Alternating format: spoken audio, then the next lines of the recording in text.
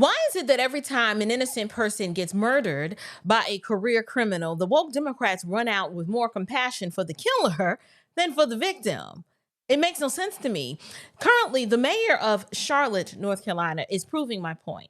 A young woman is brutally stabbed to death on a light rail, and instead of demanding justice, the mayor practically preached a sermon about compassion for the homeless. Listen, this is what happens when you replace biblical justice with restorative justice.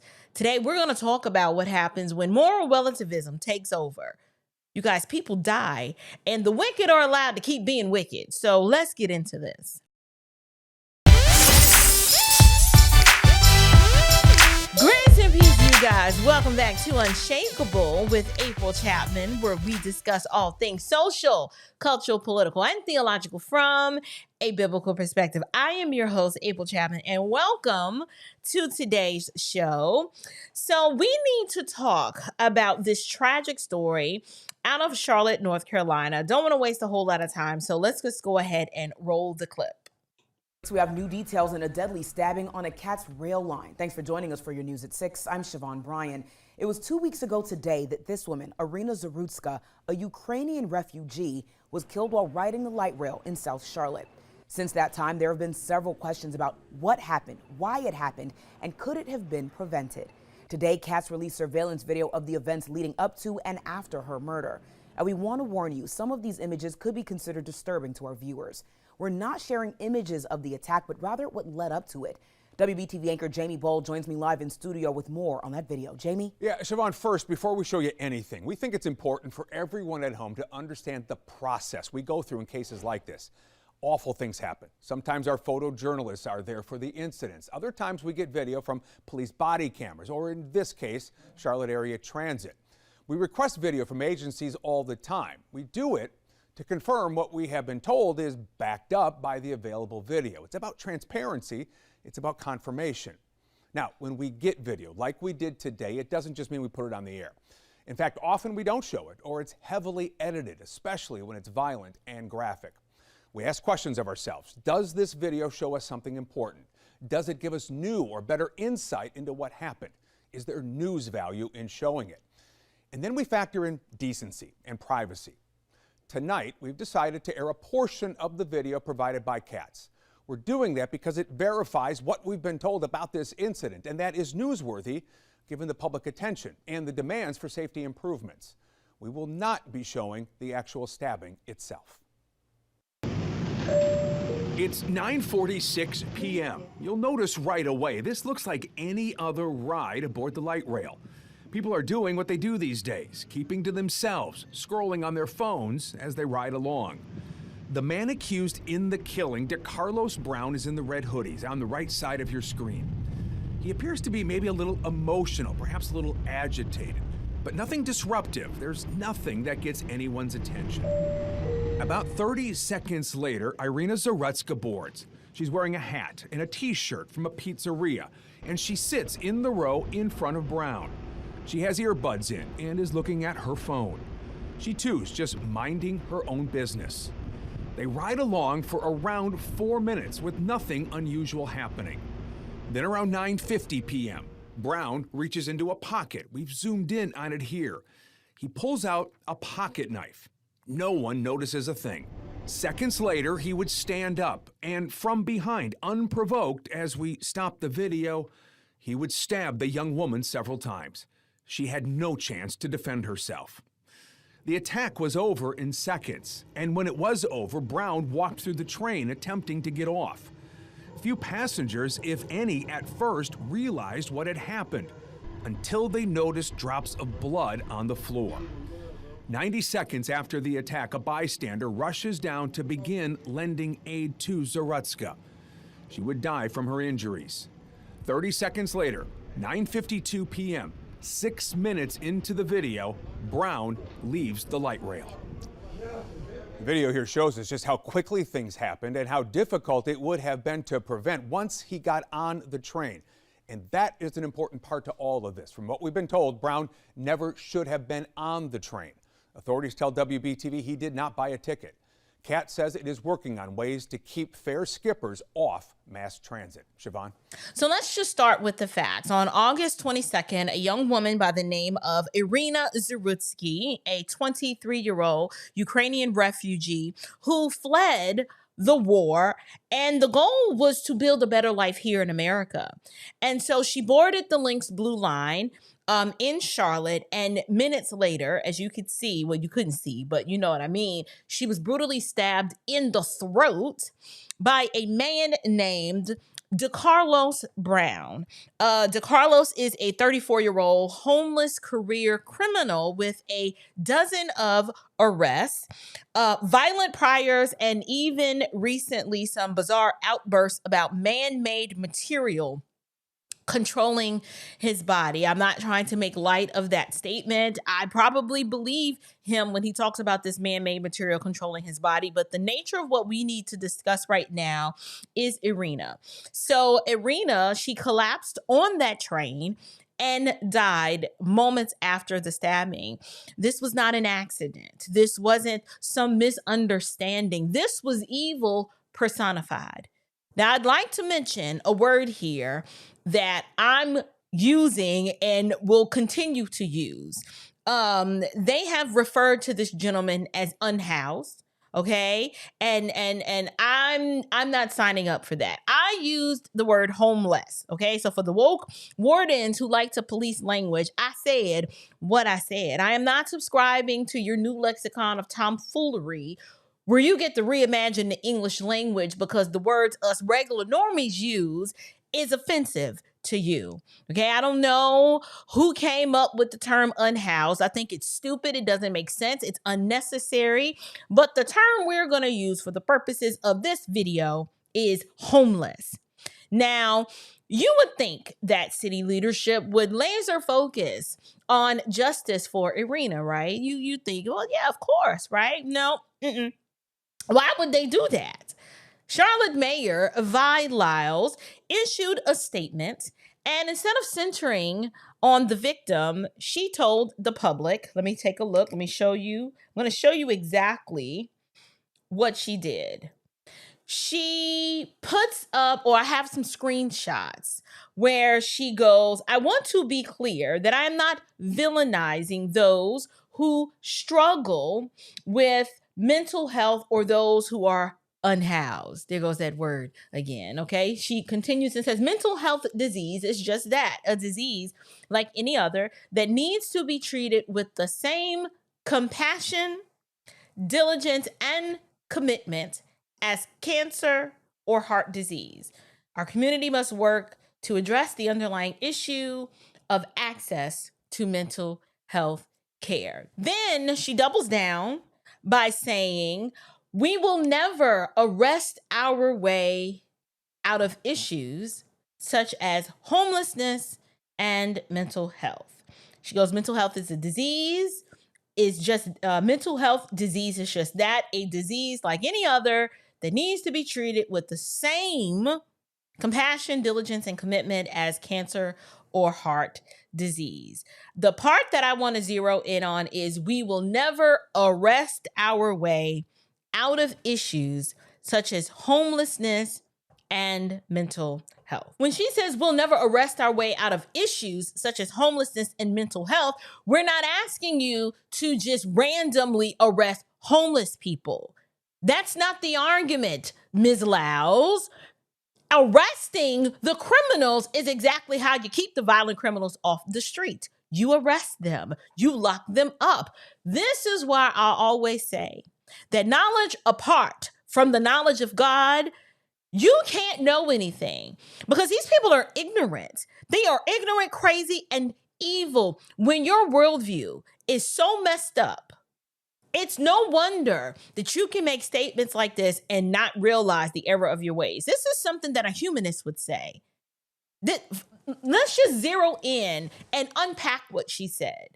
We will never arrest our way out of issues such as homelessness and mental health. The issue here is not his homelessness.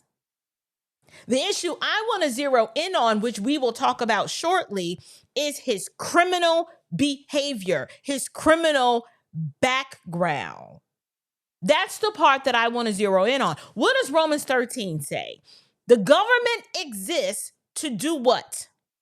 It says civil rulers are God's servants to punish evil and to protect the innocent.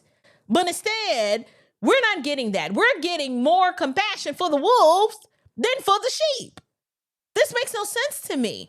This is the bigger issue here. The bigger issue is that this is a worldview clash. You have woke Democrats who believe that man is basically good and, oh, they're just misunderstood or disadvantaged. So when criminals strike, which they do, their reflex is to sympathize with the offender.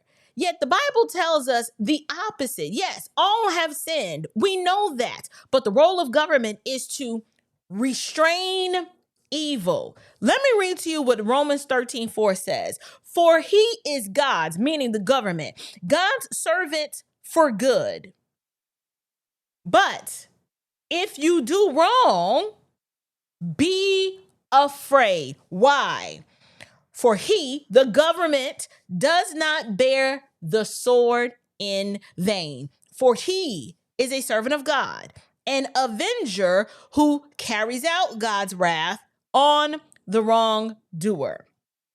So, instead of carrying the sword, Mayor Lyles and her fellow Woke Wardens are offering security blankets.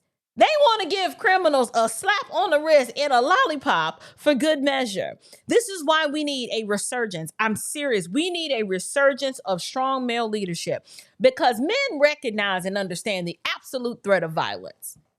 They understand. Actually, let me clarify. Masculine men recognize and understand the absolute threat of violence. Because we have men over on the left, but masculine men understand this. They understand that their job is to restrain and neutralize threats. But what are we seeing here? What we're seeing is not justice, that's for sure. We're seeing negligence. Negligence disguised as compassion. That's all restorative justice really is. Negligence disguised as compassion. And so I want to zoom out a little bit. Let's zoom out and talk a little bit about restorative justice, because restorative justice is the new darling of the left, right? So instead of punishment, you get therapy circles and you've got all these NGOs getting fat off of taxpayer dollars, but there is no real accountability for the repeat offenders, okay? And so, for example, take New York City schools. They rolled out a restorative justice program, and the goal was to reduce suspensions. But what ended up happening there? The police incidents shot up from about 1,200 in 2016 to over 4,100 by 2025. The chronic absenteeism hit 35%. In other words, the schools became chaotic and dangerous, all in the name of equity. So my question is, exactly what was restored here? Nothing. Another example, let's look at San Francisco. In San Francisco's juvenile system, they went all in on restorative justice, okay? But the results, the kids cycled in and out of the program without consequences, some of them graduating to more serious crimes. Why? Because they were never given real punishment for the initial crimes. Any sensible parent who has raised children knows we know that this does not work. Why is it that these brain dead Democrats didn't get the memo? This is like gentle parenting for miscreants. You cannot gentle parent people who act like pavement apes. They need consequences and lots of them and stiff penalties for their error. This is what happens when you take away actual justice. You end up breeding more injustice. Here's the truth about justice that we need to talk about. Because biblically speaking, justice requires consequences. Just like sin demands payment, i.e. a wage, if the wages of sin is death, biblical justice requires consequences. But when you have compassion void of justice, you get cruelty. And I get it. Some of you would say, well, April, what about mercy? Listen, mercy belongs to God. The government has a completely different assignment. The government's job is to protect the innocent, punish the wicked. Like, this is so simple and binary to me. This is why I tell you guys, my conservative politics flows from my biblical worldview. This is not difficult. I can see here in Romans 13 the whole idea of biblical justice. But when you try to divorce your politics from the faith that you claim to cling to, you end up with this foolishness.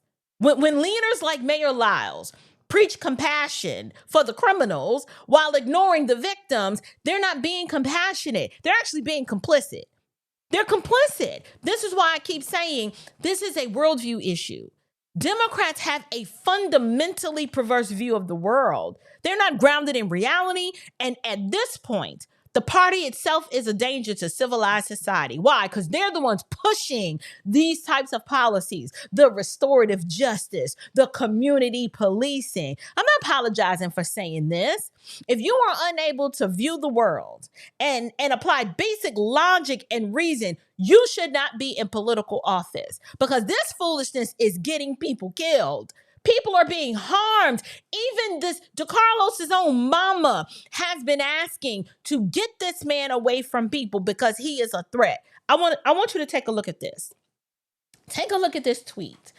DeCarlos Brown, his rap sheet goes back to 2011 and includes felony larceny, robbery with a dangerous weapon, and communicating threats. Okay? This information was obtained from court records.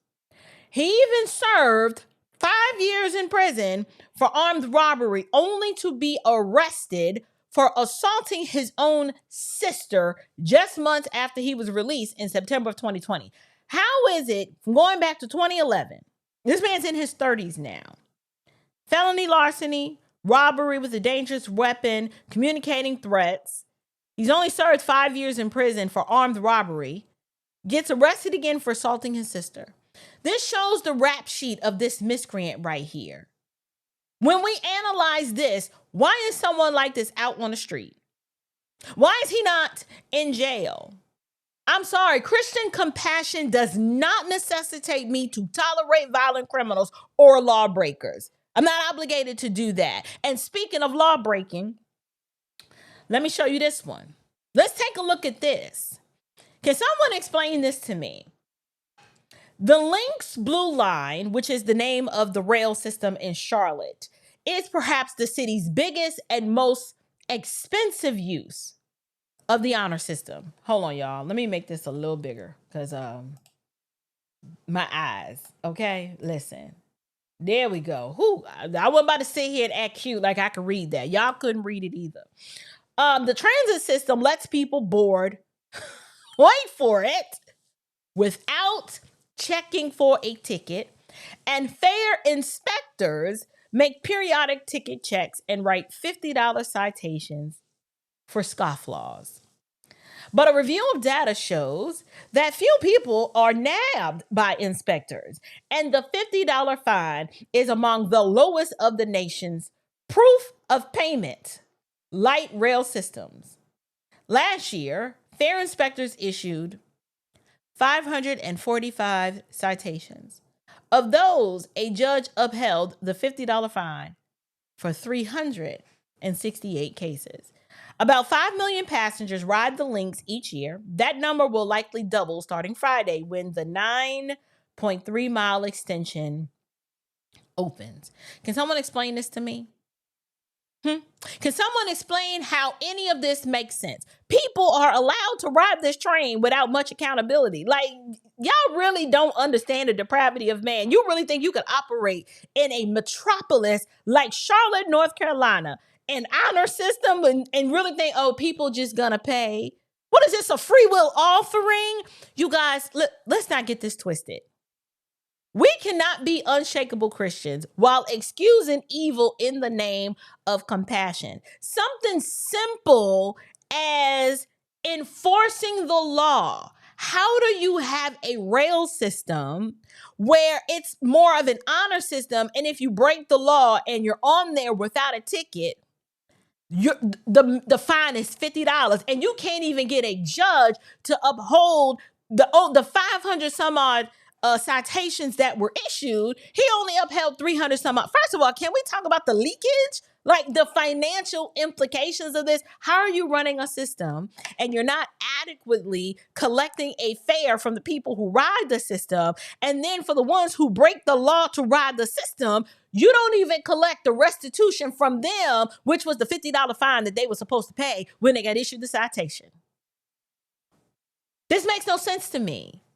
I'm sorry. I am a Christian. I cannot excuse evil in the name of compassion. Romans 13 makes it plain. Rulers exist to bear the sword, not to sing kumbaya with the criminals. Y'all, how about this? Here's a happy medium. You want to sing kumbaya with the criminals? Fine. How about we do so while they're on the inside of a prison cell, not among the rest of the population? That's a happy medium. But for the rest of us, we want to demand real justice and call out these woke wardens who are more interested in thinking or believing that they can rehabilitate the wolves rather than protecting the sheep. I'm not saying that we cannot do a both and approach, but right now there's no both and. The compassion is lopsided and it is misdirected. Let's show compassion to these individuals who are dealing with legitimate mental health issues, but they have to be separated from the rest of the population. And yes, if they're guilty of a crime, that means prison. You don't have to like it and you feel, oh, it's not fair. He just him crazy. Okay, well, him being crazy needs to be separated from the rest of the population, and he needs to be restrained by enacting stiff penalties for his error. You don't get to claim crazy and hurt people, murder people all under I had not really known what I was doing. That's not going to work. I'm sorry. This is a very sad and unfortunate story. I hate that this young woman just got here. She ain't even been here 30 days yet, trying to just start her life for this to happen. But I'm curious to know from you guys. What do you guys think? First, let us make sure that we keep the family of Irina in our prayers. What a tragic way to die and lose your life after fleeing a war-torn country. Only to come to America to have this happen to you. But did anything that I say resonate with you? Like, what do you think about this restorative justice? Is it working? I don't think it's working. Should we have more of it though? Or are you of the opinion that this has been an abject failure and we need to get rid of it altogether? It's not working. It's causing more harm than good. And we need sense and sensibility back into a leadership to protect citizens. But whatever it is that you guys think, please be sure to leave me a comment about it down below. I'd love to also have you join me on Patreon. Don't forget to make sure that to check to see if you're subscribed. Hit that notification bell so you can be alerted anytime I post a new video or go live. But until next time, you guys, keep Irina's family in your prayers. Stand firm, stay bold, and above all else, stay unshakable. Grace and peace.